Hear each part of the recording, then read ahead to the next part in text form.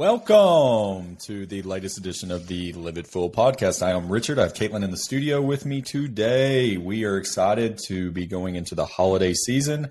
It is some of our favorite season of the year. I prefer basketball. Kaitlin prefers fall, but favorite seasons abound. Definitely. If you like the podcast, if you're watching us on YouTube or Instagram, go check out the full-length podcast on Spotify or Apple. Obviously is probably 90% of our downloads. But we appreciate you. Leave us a 5-star review. Follow us on all the social media that's out there, as I always say at the beginning of these podcasts. But we are getting into some of our favorite season. I love the fall. Kaitlin loves the fall. I think we love them for maybe dual reasons, but similar and dissimilar. Most of y'all know that I am a hunter by nature. I think it's just something that is instilled in me, and I love the fall. Air gets cooler, bird season starts, deer season. You know, you kind of go into these things.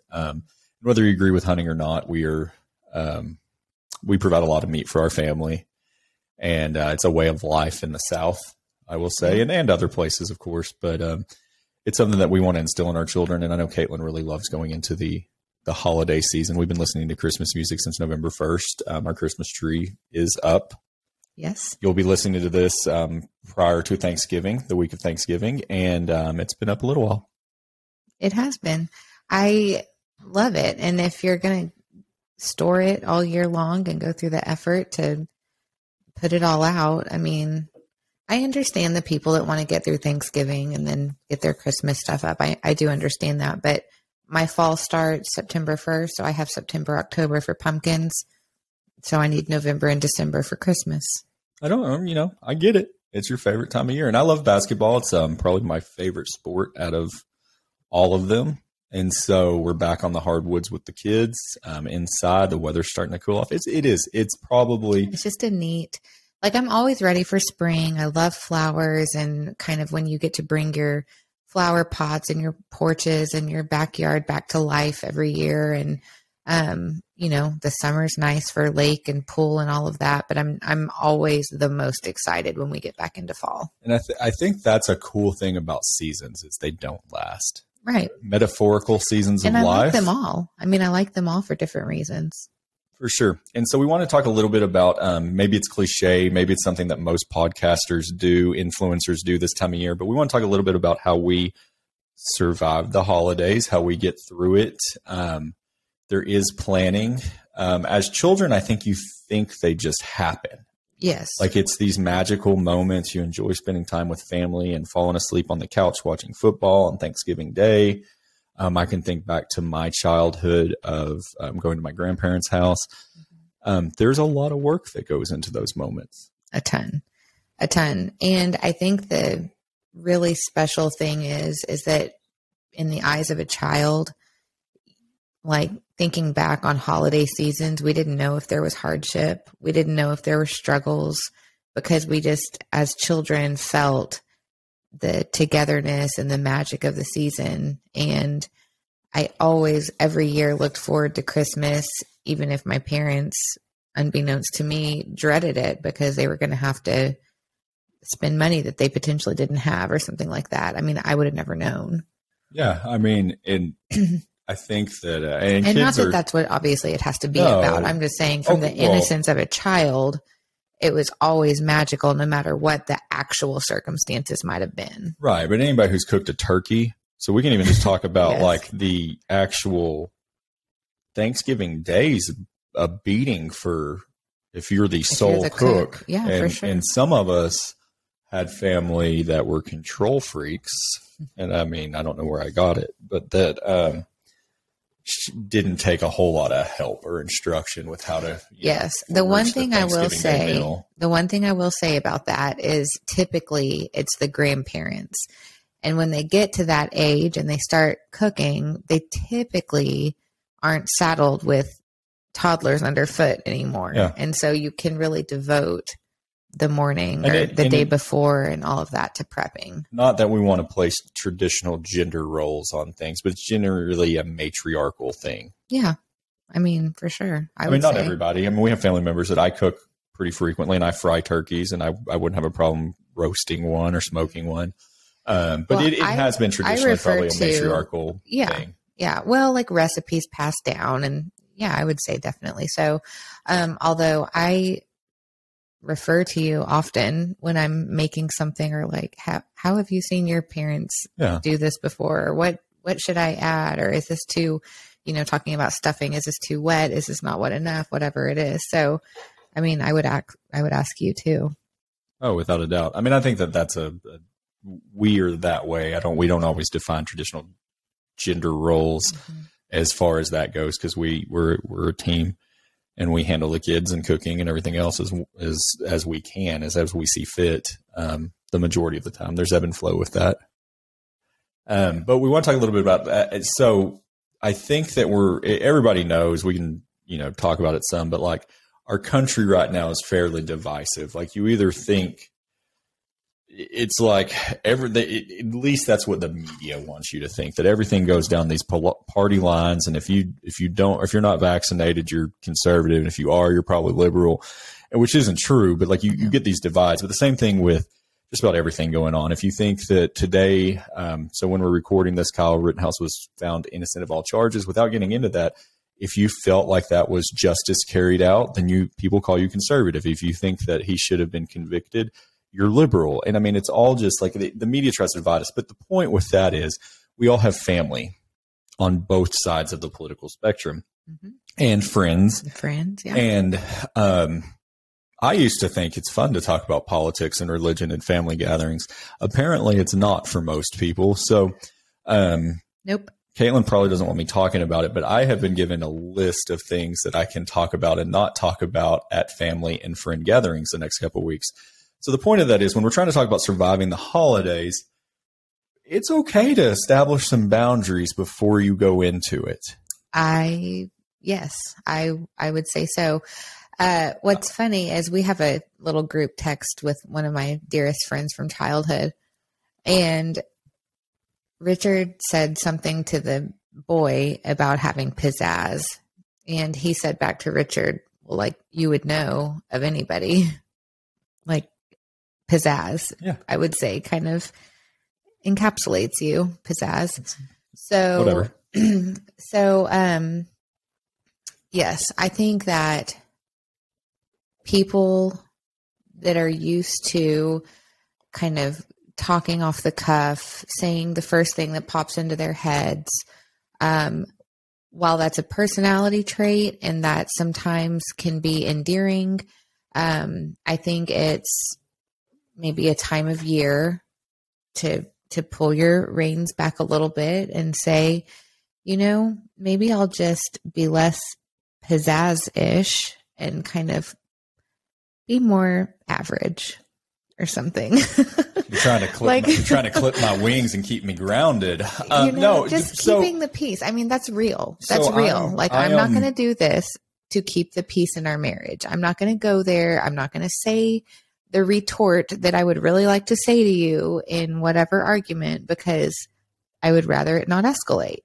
Like, that's real. So I have been given a gift in life of knowing what not to. Yes, that too. Maybe it comes with the impromptu speaking past I've had and persuasive speaking. And like, I just. It comes from Vicky. It could, my mother. I'm pretty good at playing devil's advocate and coming back quickly on things. And so I do have a tendency to. By the way, our son got that also. I enjoy conversations that are spirited. But not you don't always see does. that, right? You don't always see that on the podcast, because I do try to not always pick hot button topics to discuss. Sometimes amongst friends, I do. Right. And so I'm not allowed to, and that's completely fine. So for the next couple of weeks, I'm allowed to talk about bird dogs and the weather and maybe some shotguns. Things that are fairly neutral, although German short hair pointers are the best breed ever. We love our GSP. No, I think that more times than just Christmas, like anytime we get together with family, I would rather it be, or friends, I would rather it be fun than heated. And I don't know that you agree with that, but I agree with that. And so, well, you're separating the two, like fun and heated don't go hand in hand. they don't. They do for some of us. They don't for That's some the of problem. us. That is the problem. But so I think the point of where we're going with this, as far as surviving the holidays with being around friends and family who may have differing opinions on things, is as a husband and wife, it's okay to set some ground rules on what we deem to be acceptable conversation. Yes. Now, it goes one way because I'm not having to tell Kaitlin what is acceptable and what is not. Because I know. But I'm self-aware enough to realize that she's probably not wrong, and that I'm going to try to stick to those points of conversation. Right? I mean, I think that's a way that we help survive. I think you should do more than try. I think you should just do it. Okay. I can live with that. But knowing that going in, I think is important in having that conversation. What we were going to talk about too is managing expectations. Yes. So, we are in a point in our lives where we're full-time workers, we're full-time parents, we're full-time spouses, all the things. But our parenting right now is babies and toddlers and young children, none of which are really self-sufficient at all. We don't leave any of them, like, for instance, at home by themselves for an extended period of time or anything like that. So they pretty much depend on us all the time. They need us around all the time. We are very hands-on anyway. So one thing that I was saying to Richard before we started talking was, in the same way that you would manage an expectation for yourself going into a dinner party or a holiday or a gathering, even if something is bothering me, I'm probably typically just going to keep it in. And I'm not advocating that because that's not always the healthiest thing to do, but usually that's just how I am. But when you kind of step back and realize that this is the point of life that you're in, and it will change at some point, but right now, this is it. So, like, for instance, vacations. I don't want to say too much about where we're going or what we're doing, but we're going to go on a vacation pretty quick, and we're going to be flying. So I know before we set foot in the airport that Richard, my loving husband, is going to download a book on his phone or whatever, tablet. He's going to get headphones, and he's going to get like a nice, pretty relaxing-ish ride in the airplane. I am going to be saddled with a baby. Like, there is no chance in where that I'm going to be listening to anything in headphones, because I'm going to have a baby in my lap. Our son has flown before, but he was a baby. And it's not Richard's fault. Like, the baby's going to prefer me. She's going to want to be in my lap. She's going to want me to comfort her. And so I just know that I can't get mad at you because you're going to have a relaxing time on the plane. The zhuzh of the air, you might fall asleep even. You might get a little nap in there. But like, if I manage that for myself, knowing that this is going to be a potentially stressful plane ride, then like, I won't be disappointed when it is a stressful plane ride. Thanks. I do help out, for the record, of when flying. However, historically, our children have wanted their mama. That's what I'm saying. On plane rides, and I can't control that. That's what I'm saying. I can't control if I get put in a different seat away from y'all, or I'm with the elder two who are fairly self-sufficient. Somebody's got to sit by them. Well, I'm definitely not getting the two smallest by myself. You can have the other one. I'll take 2 and 3. Yeah, that'd be good. That's I'll fine. take 1 and 4. Deal. So, I mean, but it's managing expectations. And I was talking to a friend about that this morning, about we can't expect ourselves and others. And as business owners and as leaders, we do sometimes. And I think that's part of being immature in your leadership, is that you expect yourself of others when we all have a different floor and a different ceiling. Mm-hmm. Some of us have started real low and have gotten really high, and some of us started pretty high and hadn't climbed much, and everything in between. And you can't expect others to behave the way that you would. And so managing your own expectations for people, things, processes, it's the stoic in me that says, you knew a possible outcome of going to dinner with me, with friends, was me saying something super politically charged. So you can't get upset because you knew going in that was the expectation, right? That it was a possibility. Well, then you can't get upset if you don't have any friends left. Right. No, that's a realistic thing. But it's managing that. And I think it's the same thing with vacations. And Kaitlin and I were talking about this a little pre-show, that when you manage your expectations around that this isn't a vacation, it's a trip and it's for the kids, not us necessarily. Right. That's a different thing. Cause then you go in, cause there's been times in our lives that I've gotten frustrated that we didn't get to relax somewhere. Yes. That was the other part of after the plane ride. You get there and it's sorry to steal your thunder. No, that's okay. But you get there and then it's go, go, go. And you're wanting to make the whole trip perfect for your kids. Not perfect. It never is going to be perfect, but you know what I mean? And you get home and you're like, man, I feel beat up. Like I need a vacation from my vacation. And that's how it always is. But I would rather do it and knowing it's going to be tiring than not do it. Agreed. I mean, it goes back to that. I had that epiphany more recently than I would like to admit, because it was like June of 2020 when we took the kids to Yellowstone, and I was really pissed off that they did not appreciate it the same manner in which I felt they should. But I understand now that my expectations were not their expectations. Well, and I think that there was some underlying other things.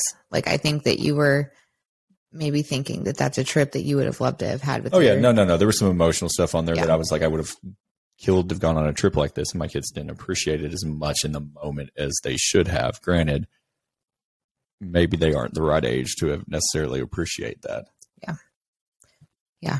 I even think if we went like next summer, Macy would appreciate it more than she did last summer. Yeah. I mean, what's funny about that entire trip, while I hear about from the kid or the two oldest, is that damn llama rescue y'all went to. Yeah, that was cute. You know, which Kaitlin, that's another point. Kaitlin tells me she wants a llama or an alpaca, and I have to remind her that there's a reason there's a rescue for them all over the place, because people can't keep them. They can. They're temperamental. Well, you just have to know how to handle them. They're not like dogs. You can't just hug them and pet them, because they do this. They don't want you to do that, but they'll come and hang their head over you. It's on their terms. Yeah. We'll see how this goes. I mean, they're supposed to be really good to protect other animals. Like they stomp off the predators, which is they're like donkeys. ultimately nice. Yeah, of course. So going through the holidays, some of Richard and Kaitlin's tips: manage your own expectations. Don't put your thoughts and how you feel onto others about it. Go in with some ground rules on what you're going to discuss and what you're not. You don't have to discuss it with other people, but amongst us. And I'm not going to be allowed to be baited into something by a family member who thinks differently than me. Right. And I would say this might not even be an issue with a lot of people, because you and your whole family might have very similar views, but we don't. And at different times in our families, on both sides, by the way, we've had to maybe bite our tongue or, just turn the other way and just maybe not respond. And I would say it could be very problematic. She's not going to like this, but I'm going to say it. It's funny. And I'm not going to say who it was or what side of the family it was. So there's no names being disclosed. I already know what you're going to say. I will never forget a family, I think it might have been Thanksgiving, where we prayed for the Republicans in a condescending manner. That's not what I thought. It wasn't let's pray for our brethren. And I'm not going to mention who it was or where it was or that kind of thing. But the point was, it was politically charged. It wouldn't have mattered which side you were on. It was probably something that I shouldn't do. Oh yeah, I got kicked out of those a long time ago. Yeah, see, he can't. I'm telling y'all. Got kicked out of the family group text for sharing my political ideologies. Again, libertarian. I don't fit in anywhere. It's kind of how it goes sometimes. It makes things interesting. The one piece of advice I want to give people, though, the takeaway from this as we wrap it up is, as you go into the holidays, they should be about family and being, especially Thanksgiving, about being thankful And don't lose sight of that. Right. I think everybody's already at a heightened stress anyway. What, something weird's been going on like the last 18 months? No, I just meant in the holiday season. Oh, okay. But yes, that too. To compound it. Yes, I think the holiday season in and of itself is just already a more stressful time for people. Of course it is. It's busier. It's more expensive. You're needing to potentially take time off of work that maybe you don't have, or maybe you can't afford. A lot of people out there, if they're not at work, they're not getting paid. And so all of these things, but at the same time, you want to go home, but home isn't just down the street for a lot of people. It's hours drive. So I think already it's stressful. So, just trying to remember that when and if you do all get together, just make it as quality as you possibly can. Yeah. I mean, we spent last Thanksgiving Day in Memphis at a restaurant, which was a great experience. We enjoyed it. The kids had a good time, but part of it was some of our family wasn't comfortable getting together because of COVID, which if you've listened to the last 45 episodes of our podcast, you know that we have been more comfortable with travel. Yes. We traveled substantially through 2020 and 21 and it is what it is.